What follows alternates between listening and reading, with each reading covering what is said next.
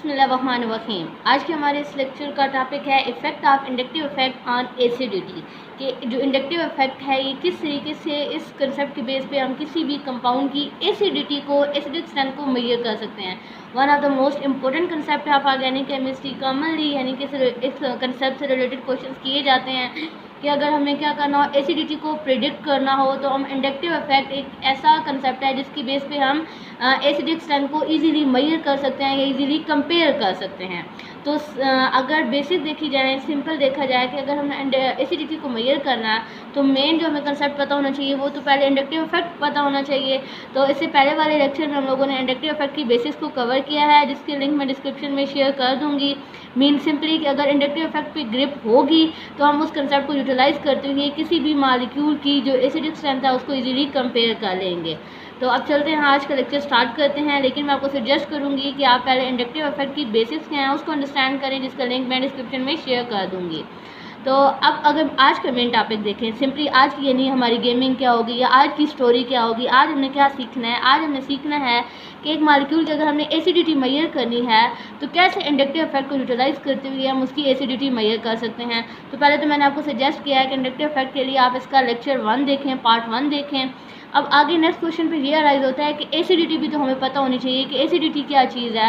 तो सिंपली क्या होता है कि हमारे पास एसिडिटी हम कह सकते हैं कि एबिलिटी टू डोनेट प्रोटॉन, कि कोई भी कंपाउंड है उसकी ये एबिलिटी कि वो प्रोटॉन डोनेट कर ले और प्रोटॉन डोनेट करने के बाद क्या बनाए, कॉन्जुगेट बेस बनाए। कॉन्जुगेट बेस क्या होती है, वो स्टेबल होती है या अनस्टेबल होती है, ये आगे जब इंशाल्लाह हम एग्जांपल सभी करेंगे ये कंसेप्ट हमें समझ आ जाएगा।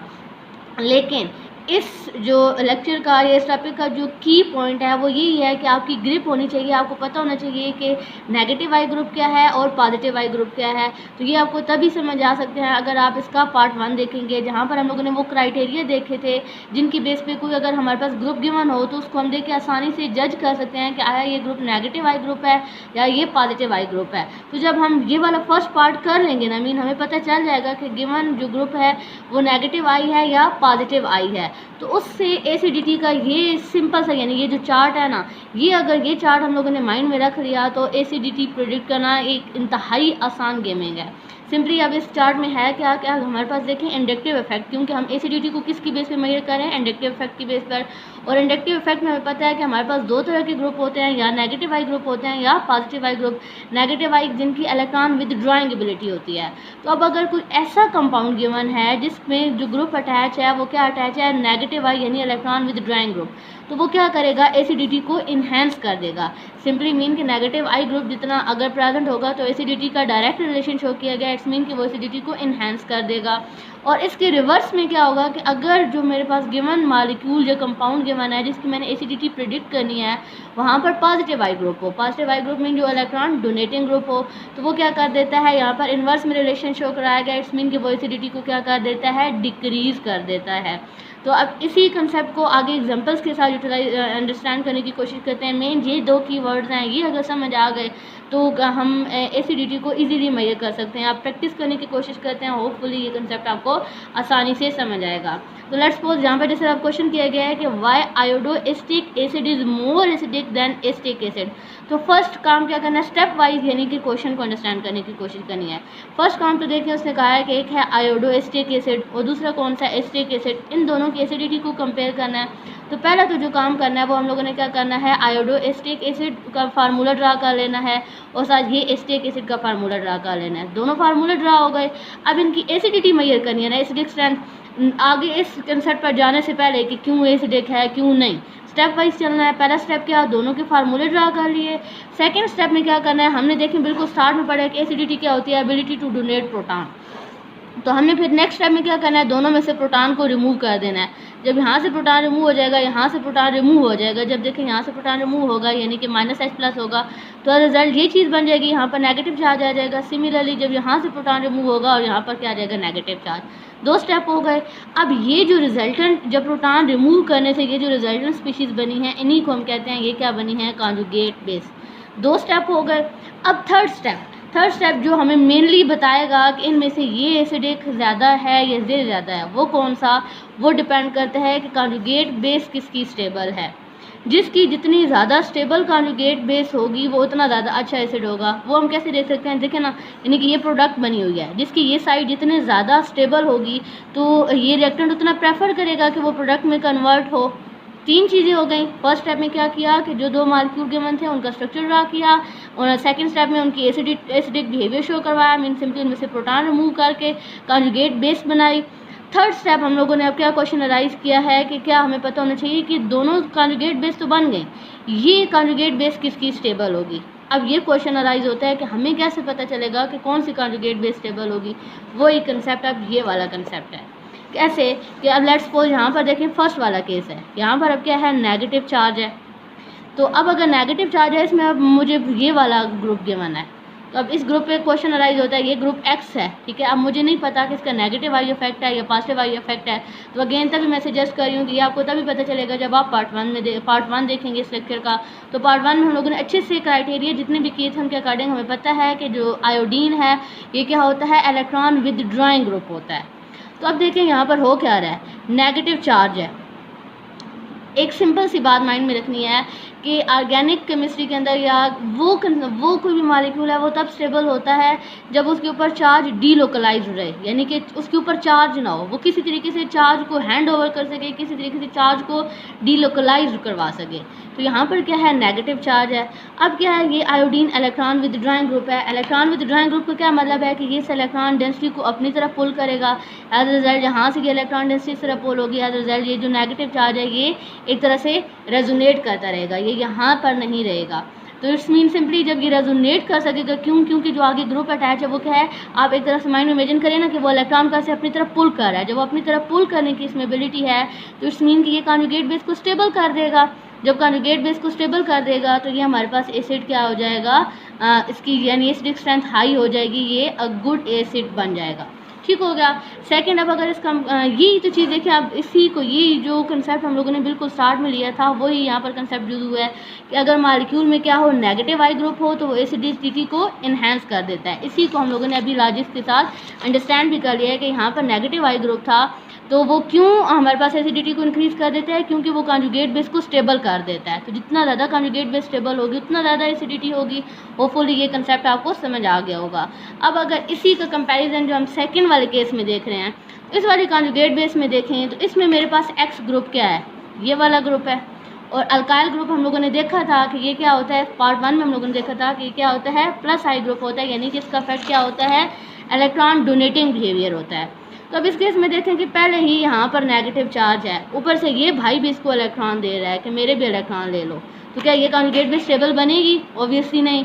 तो जब ये कॉन्जुगेट बेस स्टेबल नहीं होगी तो इट्स मीन कि ये जो मॉलिक्यूल है, जो एसिटिक एसिड है, इसकी स्ट्रेंथ क्या हो जाएगी, वीक हो जाएगी। तो यही कंसेप्ट यहाँ पर जो हम लोगों ने एक वन वर्ड में जो वर्ड लिख लिया है, इसको अगर हम लोग लॉजिकली देखें तो वो यही चीज़ है यहाँ पर कि जो पॉजिटिव आई ग्रुप होता है वो एसिडिटी को डिक्रीज़ करता है। क्यों? क्योंकि जो पॉजिटिव आई ग्रुप होता है वो इलेक्ट्रॉन डोनेट कर देता है।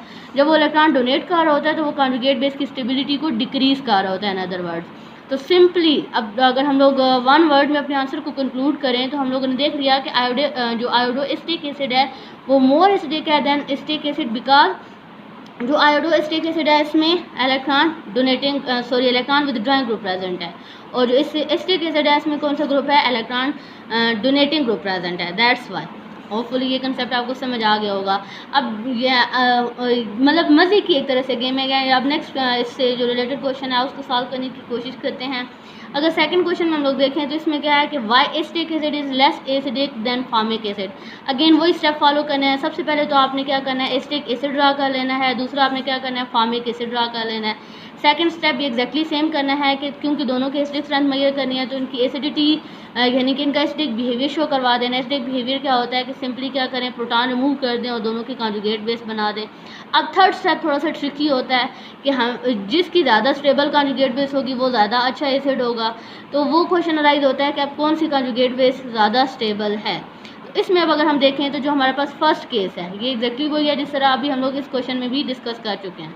तो यहाँ पर देखें ये कौन सा है, इलेक्ट्रॉन डोनेटिंग ग्रुप है। जब ये इलेक्ट्रॉन डोनेटिंग ग्रुप है इट्स मीन कि ये इसकी स्टेबिलिटी को डिक्रीज़ कर रहा है, इस कंजुगेट बेस को अनस्टेबल कर रहा है। क्यों? क्योंकि यहाँ पर ऑलरेडी नेगेटिव चार्ज है और ये कह रहा है कि और भी इलेक्ट्रॉन ले लो, तो सिस्टम को ये डिस्टेबलाइज कर रहा है। जब डिस्टेबलाइज कर रहा है इट्स मीन ये कंजुगेट बेस क्या है, अनस्टेबल है। जब ये अनस्टेबल है तो ऑब्वियसली क्या होगा कि ये जो इस होगा हमारे पास एसिटिक एसिड है, इसकी एसिडिक स्ट्रेंथ वीक होगी।